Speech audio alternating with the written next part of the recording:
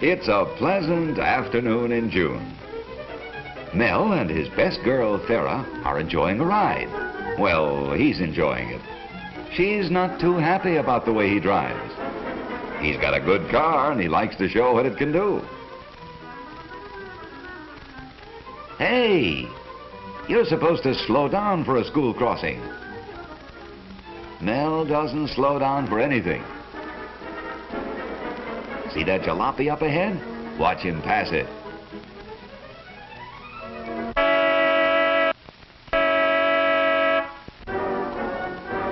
These boys have their opinion of such big shots.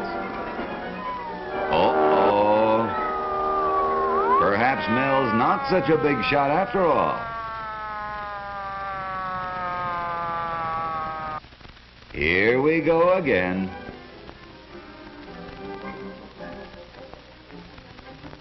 He's used to this.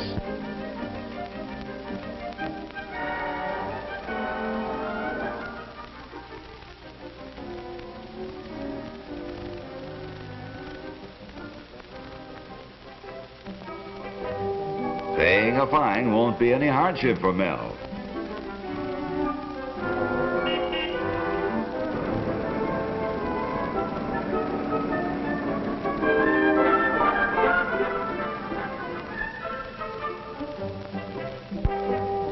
A ticket doesn't mean a thing to a phony like that. Mel's determined to overtake the jalopy and cut the driver down to size.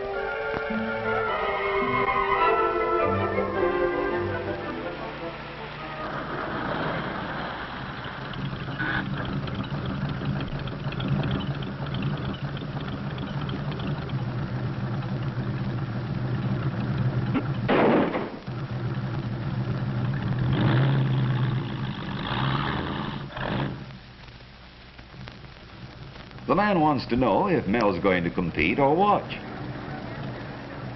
Mel's going to do whatever that jalopy does, only better.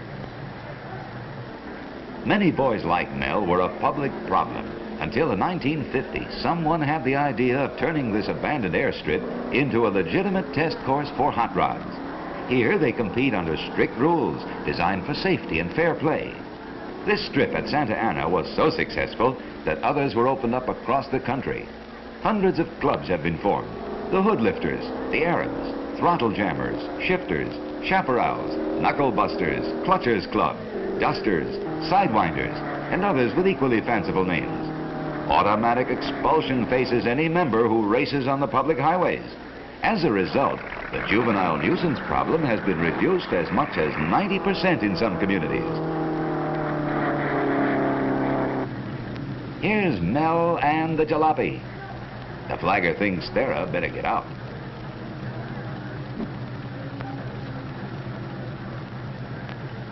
There they go.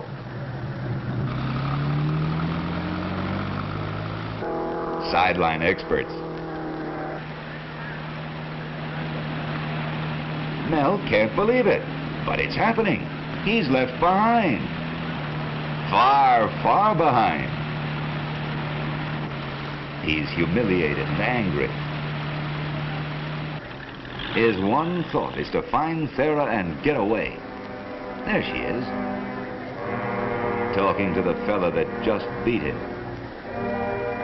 He's giving her his card, and she's taking it. This is the last straw.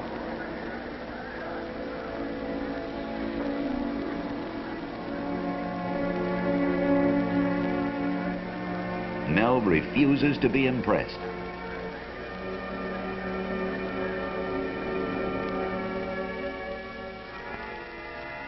His defeat by the jalopy was a challenge he has accepted. He'll have some tall explaining to do about this heap of junk he's bringing home.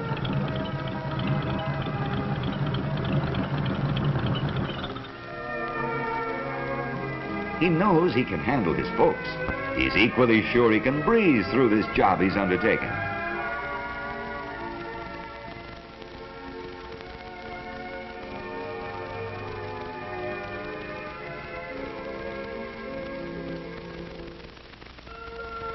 In the next weeks, he learns a lot. The most important thing being how little he knows.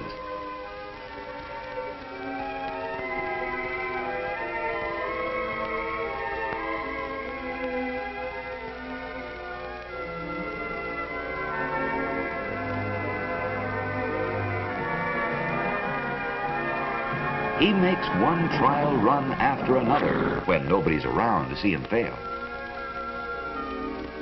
He cuts out when he gets up over 100, and he can't figure why. He's too proud to ask for help, although he knows where he can get it. Thera gave him Dave's card.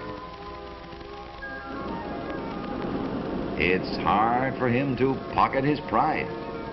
Besides, he's not at all sure of his welcome. Dave looks friendly enough. He'll chance it.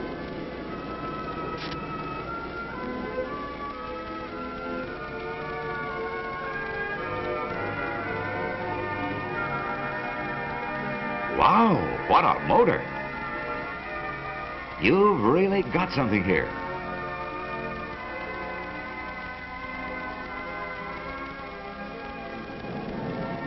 Dave thinks Mel ought to enter the big timing meet.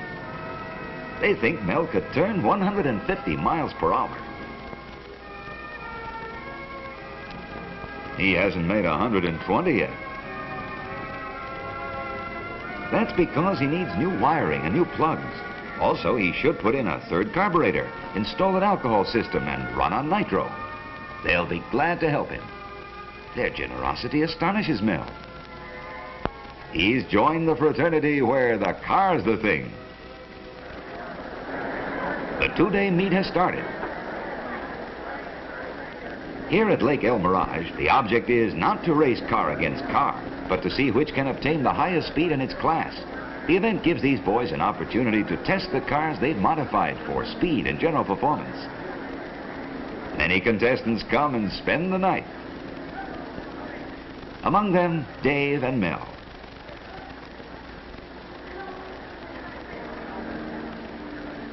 There's one of the timing officials. He sees to it that safety is the keynote of these meets.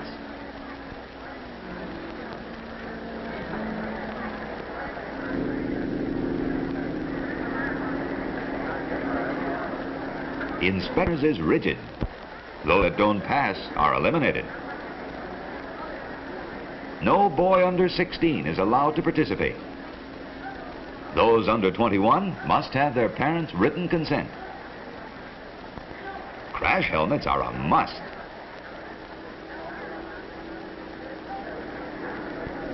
As are safety belts.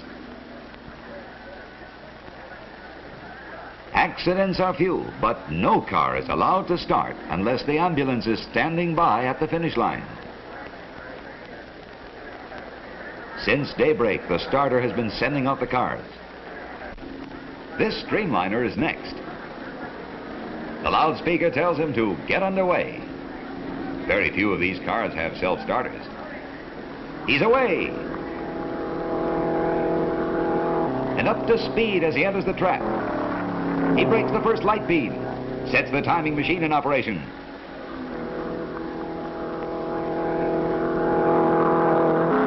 He breaks the second light beam at the finish. The time is registered, announced, and recorded at the board under the starter stand.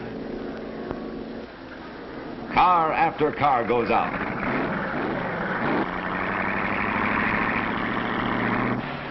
T-Roadsters. Belly tanks.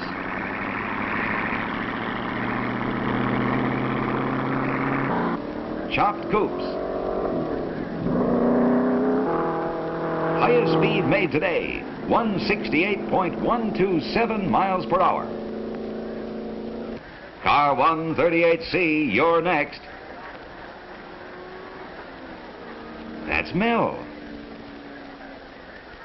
His hands tremble as he puts on his crash helmet. The official wishes him luck. 138C, take her out. He's on. The car fishtailed at the takeoff. But his stiff arms are back to the course. Phew, that was close. Hold her steady, Mel. He can see the reason for the safety belt now. Sweat's running down the back of his neck, and his helmet weighs about a ton. This is no smooth concrete strip he's traveling. The dry lake bed is full of ruts and bumps.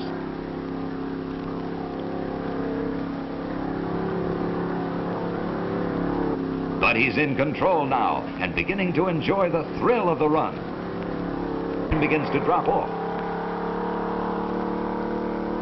Now he's in high and praying he'll get past 6,000 revolutions per minute going through the traps. There's the first marker up ahead, and the tachometer says 5,900, 5,950, 6,000. He's in the trap now at 6,500. The best he can do. He's out.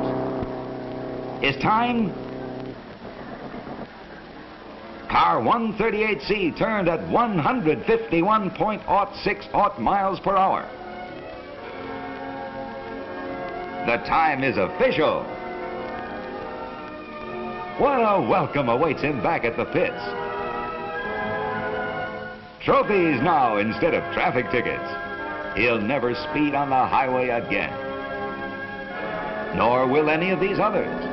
For through this safe and constructive outlet, these boys satisfy their craving for knowledge and speed. Out of their ranks come the engineers who develop improvements for your car and mine, who create new designs and affect economies. These boys of today are the men of tomorrow.